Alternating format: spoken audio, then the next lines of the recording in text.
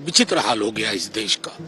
कीर्ति कर रहे हैं, उनके काम को डिसरिगार्ड कर रहे हैं। तो अगर वो कलाकार है तो उन्होंने किसकी निंदा करने का गाना नहीं गाना चाहिए, ये लफड़े में उन्होंने नहीं पढ़ना चाहिए। केशव कुमार वाला स्टेटमेंट है उस पर देखिए, बेसिकली क्या है ना कि विचित्र हाल हो गया इस देश का कि जो मूल मुद्दे हैं उसको भटकाने के लिए कल पूरे देश के लिए, सदन के लिए महत्वपूर्ण क्या था?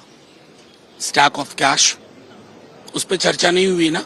आपने एक व्यक्ति के बयान को जितना तोड़ मरोड़ सकते थे, दूसरी तरफ एक कॉमेडी से ट्रेजेडी हो गई, तो कमाल का देश बना रहे हो भाई। भी हुआ बाद में, पहले वो आपका भी मजाक बना रहे हैं, क्या कहेंगे? देखिए, जब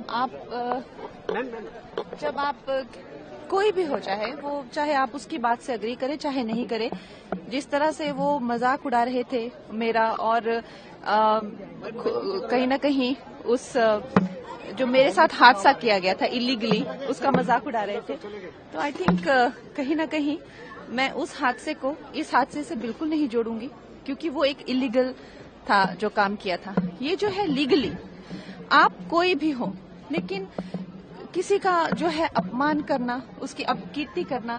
देखिए, जो लोगों ने आप चाहे सरकार देखिए, सत्ता देखिए, जिस इंसान के पास उसकी इज्जत ही सब कुछ है, आप जो है कॉमेडी के नाम पर उनकी इज्जत उछाल रहे हैं, उनकी अपकीर्ति कर रहे हैं, उनके काम को डिसरिगार्ड कर रहे हैं। शिंदे जी जो है वो कभी किसी जमाने में रिक्शा चलाया करते थे, आज वो अपने दम पर इतना आगे आए हैं। और ये उनके खुद की क्या क्रेडेंशियल्स है?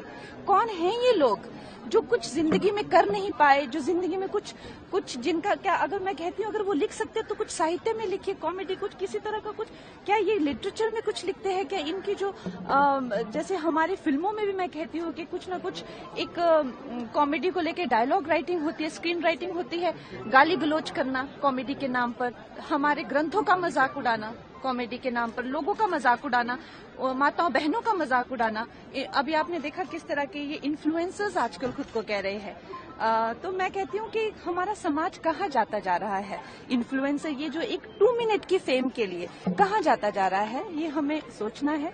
और ये एक अच्छी बात है कि कहीं ना कहीं, जैसे फडणवीस जी ने भी कहा कि हमें कहीं ना कहीं एक रिस्पॉन्सिबिलिटी लेनी पड़ेगी। हम जो कह रहे हैं इसके बारे में, जब उसकी रेपरकशंस होती है, जब लीगली आपको पूछा जा सकता है, do you stand by that?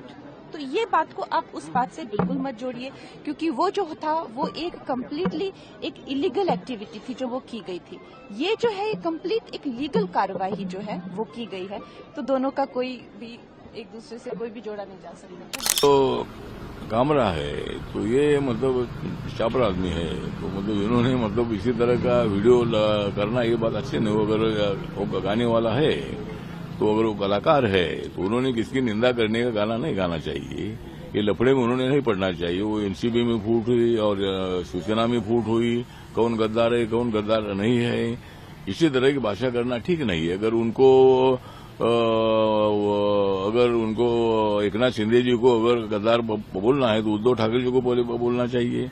Uddhav Thackeray ji ने भी मतलब बीजेपी के साथ गद्दारी की थी, तो इसीलिए मुझे लगता है कि ऐसे लफड़े में उन्होंने नहीं पढ़ना चाहिए। और इसी तरह की किसी की निंदा करने वाले गाने गाना ठीक नहीं है। उसको अच्छा कलाकार बनना है तो उन्होंने किसी की निंदा वाले गाने नहीं गाना चाहिए, अच्छे गाने गाना चाहिए। उनका तो ऑफिस टूट चुका है अभी, तो ऐसी अगर गलती करता रहेगा तो एक गाना, उसका गाना पूरा बंद हो जाएगा।